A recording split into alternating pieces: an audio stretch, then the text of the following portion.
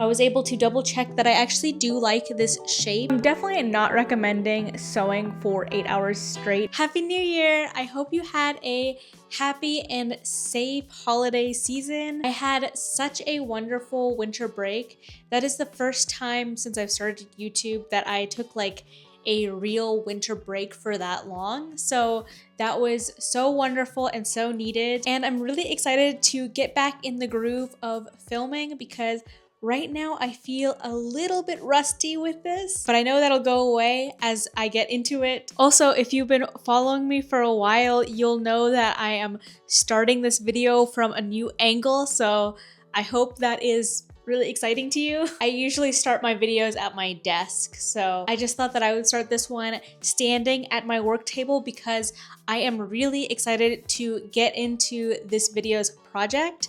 So over the break, I went through a much needed closet clean out and I realized that I need more work from home pants. And what I mean by that is I refuse to wear hard pants at home. So I need more elastic waist pants to work from home in. And I think the Lane pants are perfect for that sort of thing. And I tweaked that pattern to fit me perfectly in a previous video. And so I'm really excited to reap the benefits of those fit adjustments in new pants that'll fit really well. So I'm gonna be making 3 Lane pants today, and 2 of the 3 of them will have some different variations because I don't want to make the same exact pant 3 times, although there's nothing wrong with that. But I will get into the different variations as I talk about my fabric because I feel like the fabric really inspired the different cuts that I wanted of the Lane pant. So let's get into that. So these fabrics are all from Lyrical Fabrics. This was my first order with them, and I really like the quality of the fabric that I got from them. I will say I wish that they had more video of the fabric drape, kind of like how Blackbird Fabrics does it. But these fabrics were cheaper than Blackbird Fabrics, so it's a little bit of a trade-off. Even though they were cheaper though, they are still really high quality. The reason why I like to see the drapes on a website is because it gives me an idea of what I can use the fabric for. But most fabric retailers will tell you what a fabric is suitable for, and Lyrical Fabrics is no exception. I just like to see the video to kind of make my own decisions on what I want to use the fabric for. But they said these fabrics are all good for elastic waist pants, and I don't think they were wrong there. So the first fabric is this dark wash linen cotton twill. It's basically like a denim just in a linen cotton blend, and it is so beautiful. It has really nice drape. I don't know if all of these are still in stock, but I will link them if they are. So for this fabric, I just want to make a regular Lane pant like I did in my last video, but maybe I'll add the back pockets this time. I just feel like I'll get a lot of wear out of a regular dark wash denim Lane pant. All of these are already pre-washed, by the way, so there's like threads everywhere, but they did not ship them to me in that condition. That was my own doing. And then this next fabric is this jaguar print with a baby whale corduroy texture, and I don't have any leopard print in my closet, so I'm really excited about these. And for these, I want to make them kind of like a curved leg, almost barrel shape, but not completely barreled. I'll show you the specifics when I start adjusting the pattern, but yeah, I just want them kind of like tapered in the leg and like curved, because I feel like that'll just look kind of funky and cool in this leopard print. And then last but not least, I have this black gingham. It has like a cream instead of like a stark white, which I really like because sometimes I don't feel myself when I wear stark white. I really like that these are not just a regular black and white gingham. They got a little bit something different going on with them. And this is a textured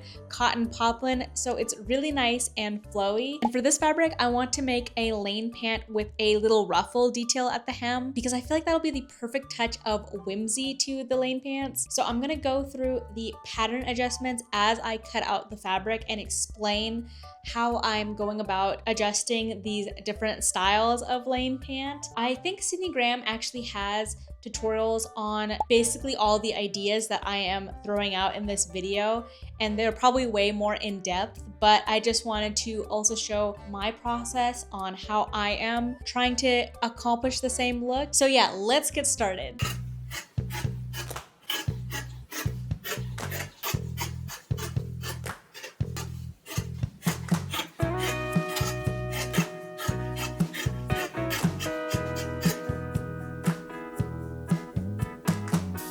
Okay, so yesterday I was doing a bunch of math and then I got overwhelmed. So all I got done yesterday was cutting out that denim linen fabric, but I'm back with a clear head and I think I'm understanding the math this time. So I'm about to cut out the pants pattern for the ruffle pants. And what was tripping me up yesterday is I wasn't entirely following Sydney Graham's math when she did her tutorial for figuring out her ruffle pants. I'm using very slightly different measurements than she is, just based on my own preferences. But I wanted to see how she was laying everything out because she is very clear and organized. So if you want a real tutorial, you should definitely check out her video. But I am also going to explain my math and where I'm coming from. So I want my ruffles to be 2.5 inches long. So to accommodate that in my pants pattern, I need to first remove the hem seam allowance, and then I needed to remove the total length of the ruffle. Now, what was tripping me up about Sydney Graham's tutorial is that actually she made hers even slightly shorter because she wanted a more of a cropped length. And I was looking at more pictures of people wearing ruffle pants, and I understand why she was actually making that decision. And it's because I feel like when people wear ruffle pants, it looks just a little bit better if the pants are slightly cropped, meaning that the ruffle sits just a little bit up on the ankle, because then the ruffle has enough room to kind of flare out and kind of do its own thing. So similar to how she adjusted her pants pattern, I am pinching out 1 inch from the knee area to make it kind of a cropped length. And then I'm removing 5 inches from the hem. That's just slightly different than how Sydney Graham did it in her tutorial because her ruffle is 3 inches, whereas mine is 2.5. So that's why there's a little bit of a difference there. So the total hem allowance for the lane pants is 3.5 inches. We still want that 1/2 inch because we obviously still need seam allowance. So I'm taking out 3 inches there. Then I'm gonna take out a total of 2.5 inches, which is spread across the bottom of the hem, but it's also partially accommodated by the 1 inch that I pinched out at the knee level. And then that extra 1/2 inch that I took out is just to make it more of a cropped length. Now, technically I could have just pinched out a 1/2 inch from the knee level if that's all I wanted, but it's just physically a little bit more tricky to pinch out paper that thin. So that's why I'm kind of spreading it across 2 different sections. And also I think it'll be slightly a better shape. Will anyone really notice when it's on? No, but I will know that it's a slightly nicer shape. So yeah, if that didn't make sense, basically I'm taking out a total of 6 inches, and that is 3 inches for the hem, 2.5 for the ruffle, and then a 1/2 inch for the cropped length. And that amount that I took out is spread across 2 different sections of the pants pattern. So I hope that makes sense. If your brain hurts from math, totally understand, because that's where I was yesterday. But now I'm understanding, so we can get into laying this pattern out and cutting it. So I have already laid out my back pattern piece, and I'm not necessarily trying to match up the pattern perfectly, but one thing that I do to kind of lay out my pattern just a little bit nicer is I try to pay attention to where the hem is landing and match things up there so that in the end it just looks like a neater product. It's not always perfect, but it is just that little extra step of care. So you'll see in this case, the darker line is matching up with the hem all the way across. And when I place my other pants pattern, I will match it up so that the darker stripe is landing at the hem of the pants in the same way. And also when I laid this fabric out, I pinned stripes together so that they're all nice and neat.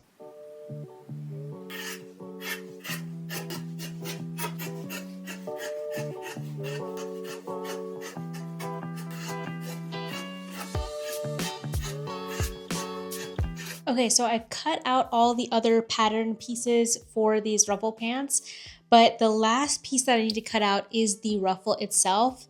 And I wanted to talk about my measurements for that part. So I'm planning to make my ruffles 2.5 inches in height.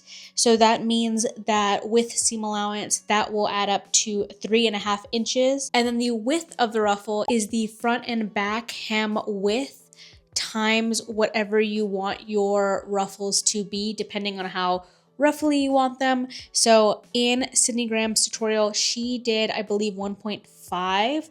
I want to make mine pretty ruffly, so I'm planning to make them times 2. So that measurement for me is 46.5 inches. And so I have my fabric like folded and everything kind of ready to cut out, but I'm actually not going to cut it out just yet. I want to do the rest of the construction and try the pants on just to make sure that I like everything before I cut them out. Next up is the barrel shaped pants. So I'm going to show you how I'm making the pattern adjustments in this mini format so that it's easier to follow. Now I could have just drawn the curve on the outseam, but that just doesn't feel very precise to me. I don't know how this line is going to change the fit of the pants other than just making it into a curved seam. And I'm not really going for this horseshoe type of look. Barrel pants are also called lantern pants, and relabeling that shape in my mind helped me realize that my desired shape actually has fullness at the knees. Yes, I know a barrel and a lantern have the same shape. I think I was stuck on what the retailers were labeling as barrel, but are actually more of a horseshoe, which again is not what I'm going for. First, I traced my pattern and I marked where the knee is, which is conveniently notched in the pattern. So I just drew a straight line from notch to notch. Next, I'm going to find the midpoint of my knee measurement and use that to divide my pants into quadrants. Next, I'm going to use the slash and spread method so that I can add fullness at the knee. So I'm going to cut these pants in half so I can separate the top of the pants from the bottom. And then I'll slash the top section so I can spread the pieces apart by 2 inches. And I will repeat that for the bottom section of the pants. By the way, I'm leaving the paper attached to the edges since I'll do some adjustments there at the end. Then I'll use paper to fill in those sections and blend things together at the knee. Finally, I'll draw a curve on the outseam, and I'm just creating a gentle curve for the top section since I don't really want to change the fit of the pants too much. But below the knee, I can really make a more exaggerated curved line. And lastly, I'm going to taper in the inseam just slightly. And don't forget to true the hem. The easiest way to do that is to redraw and straighten out that hem, making sure that it's perpendicular to the grain line, and then add some extra paper here, folding it exactly how you would fold the fabric to finish the pant hem. So in my pants pattern, I folded it up by 3 inches and then traced that shape. And then I folded it down by a 1/2 inch and traced that shape. So that's why it's got all these pointed corners, but when the pants are hemmed, this fabric will sit nicely. So yesterday I felt too lazy to do a toile, but then I was thinking about the shape of this pattern and I was just not sure if I was getting it quite right and I wanted to double check my work. So I thought if I'm too tired to do a toile, I might as well just do a half-size version. So that's what I did. I digitized my pattern real quick and scaled it down by 50%. And then I sewed up this little half-size toile over here. And it's so cute, but actually this was super helpful and it only took me like, I think 15 minutes to bring this all together. Well, maybe 30 minutes including digitizing the pattern, but it really did not take long at all is my point. And I was able to double check that I actually do like this shape. I haven't pressed my toile, so this isn't like the most accurate thing, but it's good enough for me to trust. And now I feel so much more confident about my pattern. And if anything, I think this might end up just a little bit wide, which I think is easy to just take in. But yeah, now I'm feeling much more confident. So I'm actually going to cut out this fabric today. I think I mentioned that this is a corduroy and it's also a print. So that matters in how I cut the fabric. So I'm making sure that the nap of the fabric is going down the pant leg. I can't flip my pattern pieces different directions, which I tend to not do anyway. And then I also want to be mindful of the print. So the print has darker stripes. I think you can see here, it has this darker stripe and then also has like this wider, lighter stripe. And I kind of want my pant leg to be the lighter part. So I made sure to align my pattern that way. And so the fabric consumption here is quite large with those two factors, but it's okay. I think I ordered enough fabric and I think it'll be fine. Those are just things to keep in mind when you are cutting corduroy and also when you are cutting prints, and especially when you are print matching, which I'm not trying to do this like perfectly, but I did spend a lot of time placing these patterns. So maybe I am trying to do it perfectly and I'm trying to convince myself that I'm so laid back. I'm going to get into cutting now, and then I'm going to start batch sewing. So I have basically spent 3 days just cutting fabric, but that's okay. It hasn't been just cutting fabric, it's also been pattern manipulation. And I feel like that's just realistic for what sewing is like sometimes. We are gonna get started cutting. I don't think this will take too long, and then we'll get into batch sewing.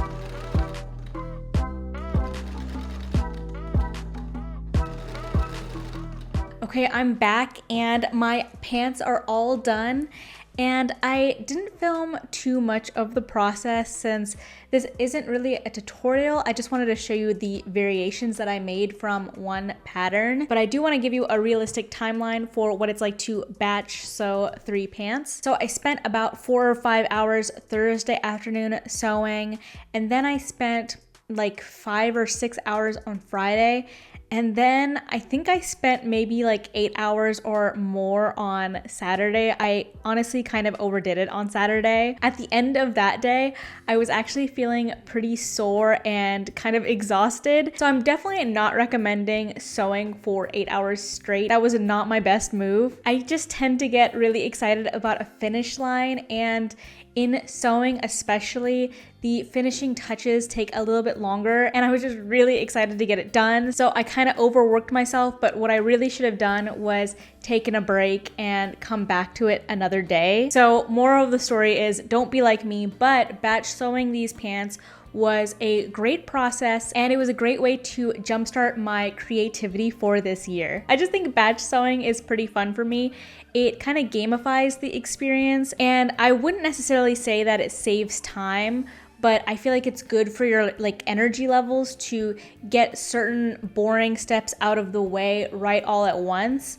And I do think that it does save a little bit on thread. Now I want to get into the specifics of each pant, starting with this denim linen one. Now these were just a regular cut of the lane pants, but I added the back patch pockets, and I think they came out great. I love that it's like a denim look without the bulk of denim.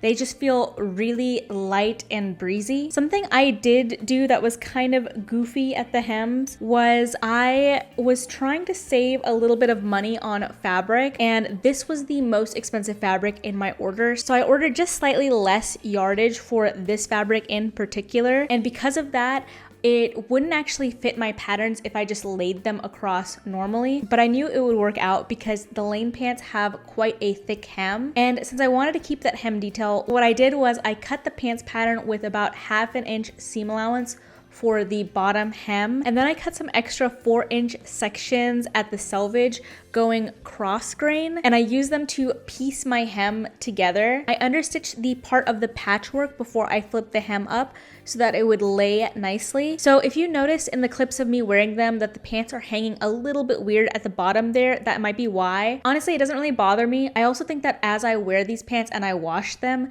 the linen will soften up and that kind of wonkiness might go away. And even if it doesn't, it really doesn't bother me. I love how these came out. Next up is the ruffle pants. For the ruffle measurements, I did end up going with the measurements that I mentioned at the beginning of this video, so there were no changes there. The only extra difference between mine and Sydney Graham's tutorial on how to do the ruffle pants is I did 2 rows of basting stitches to gather up my ruffle. And that's just because that's my preferred method of doing gathers anyway. And also because my ruffle is extra ruffly, I thought that 2 rows of basting stitches would help make that whole process of gathering just a little bit easier. And I love how they came out. They're kind of giving like casual clown, and that's just so fun to me. And yeah, I just love the extra bit of whimsy at the bottom of these pants. The fabric is also like a textured poplin, so I think when I wash them, they'll become more textured.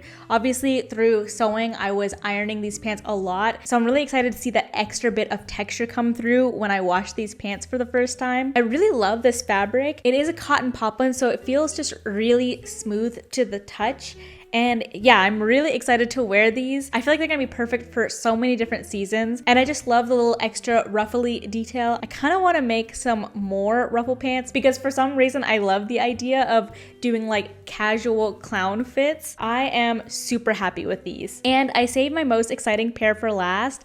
My pattern adjustments came out exactly how I wanted. I think the barrel shape with the leopard print is just so fun and exciting to me, especially since those are 2 things that I don't have in my wardrobe already. The shape came out so nice in a subtle barrel. Since I don't have any other barrel pants in my wardrobe, I wanted to go for a more subtle barrel look so I can kind of ease myself into it and see if I really like it, and so far I do. I also don't usually wear super wide pants, so the pattern adjustment I did makes them maybe slightly wider, so I feel like they're butting up against my comfort zone, but I still really like them. Also, I put a drawstring in these first 2 pants, but I didn't put a drawstring in these pants, so the inside is really clean, and that's just because I thought it would be super annoying to turn corduroy fabric inside out, and then also to feed it inside the channel sounded hard, so I just left it nice and clean on the inside. And yeah, I really like them. They're really fun to me. Sometimes it's really nice to sew kind of more trendy pieces and know that you are not involving fast fashion at all in making this piece come to life. So yeah, I'm really excited to style these pants and get a lot of wear out of them. So you might be able to tell that I ordered all these fabrics in fall. So they're all kind of a fall color palette. So it felt really good to finally get these pants worked up and use my fabric. I really want to get dressed in clothes that make me feel creative. So these pants get me closer to that goal. And I'm so excited to be wearing my Lane pants a lot in my studio this year. I would love to know if you have any big or small goals for the year. Please share them down below. And I am so excited for all the video ideas that I have cooking up this year. So please subscribe if you would like to see what I have in store. And I hope you enjoyed this video. I will see you in the next one. Bye!